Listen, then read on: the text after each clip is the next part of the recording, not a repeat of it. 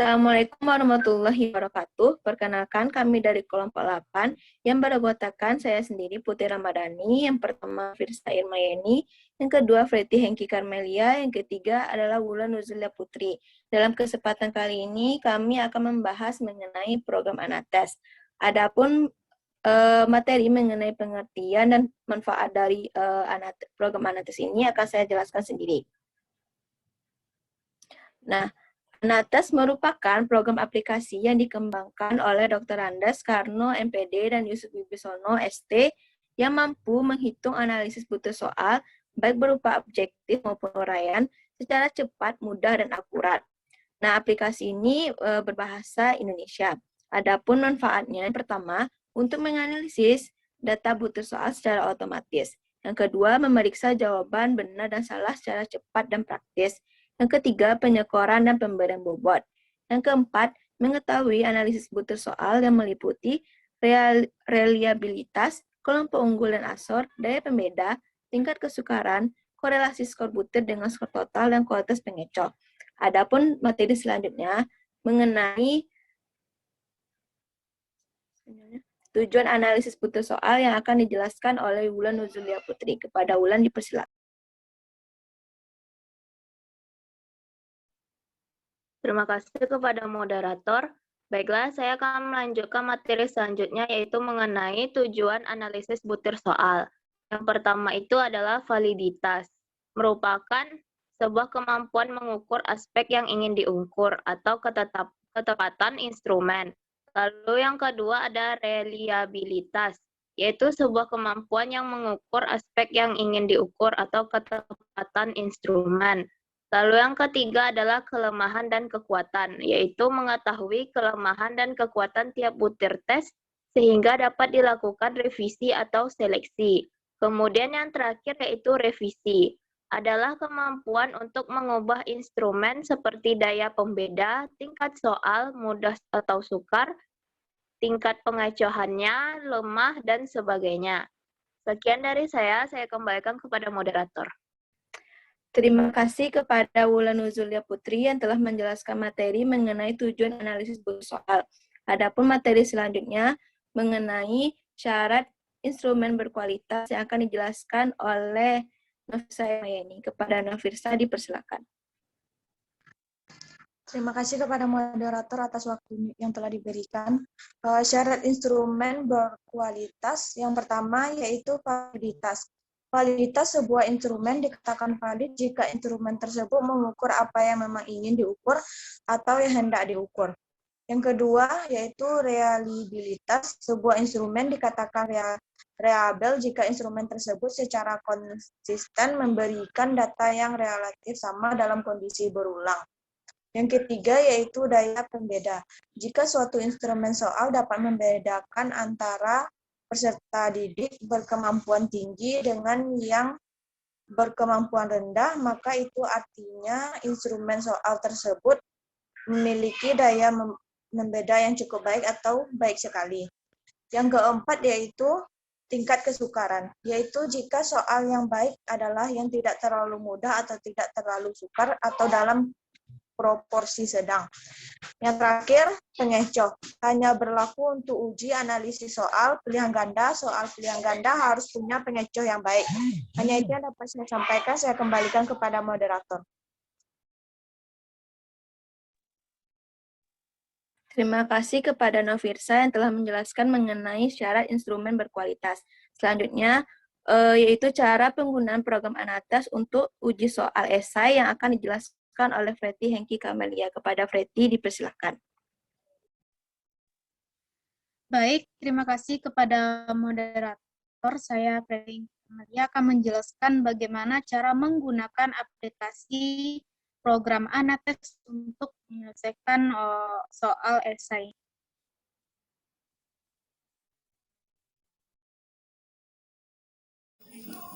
Baiklah, langkah yang pertama yaitu kita harus mendownload terlebih dahulu aplikasi Anates ini.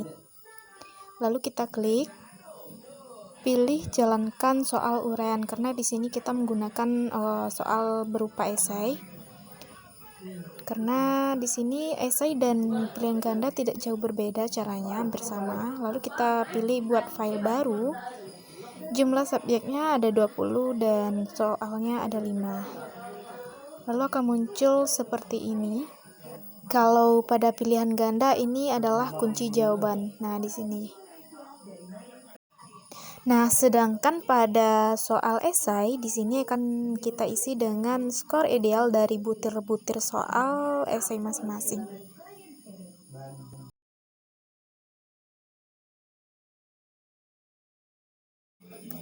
Oke, selanjutnya kita akan lanjut ke nama siswa dan total skornya. Nah, di sini saya mengcopy data yang sudah ada. Lalu di sini kita akan mengubah berapa skor ideal yang kita tentukan untuk masing-masing butir soal dari esai ini. Nah, di sini saya menggunakan skornya itu masing-masing soal itu ada 5. Lalu setelah kita simpan, kita bisa langsung menuju ke halaman berikutnya dengan memilih kembali ke halaman Nah, di sini kita bisa. Lalu di sini kita lihat penyekuran data. Klik.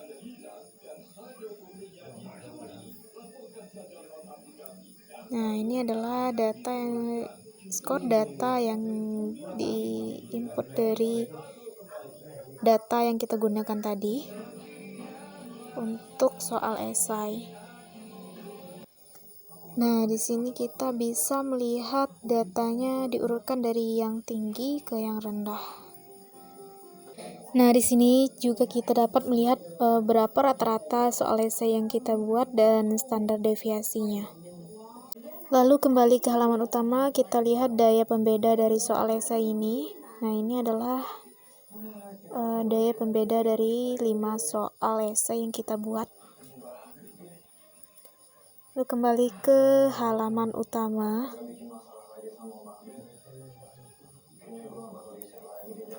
Lalu kita lanjut ke tingkat kesukaran soal ini. Nah, ini adalah tingkat kesukaran soal yang kita buat. Nomor 1 itu soalnya mudah. Lanjut kita ke korelasi skor butir dan skor total. Nah, di sini dapat kita lihat pada tabel.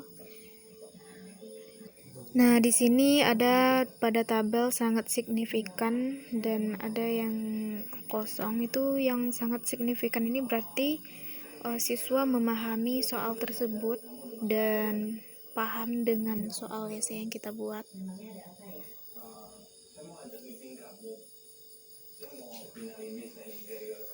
Lalu kembali ke halaman utama, lanjut ke halaman utama lagi, kita pilih olah data otomatis. Nah, ini adalah semua data esai yang kita olah otomatis. Dapat rekan-rekan lihat semuanya datanya di sini. Ini adalah data olah otomatis dari soal esai yang kita buat 5 butir soal tadi untuk 20 orang siswa. Nah, di sini dapat kita lihat data-datanya. Lalu kembali lagi ke halaman utama dan kita simpan. Kita simpan terlebih dahulu untuk filenya dari soal esai ini yang kita masukkan pada program Anates ini.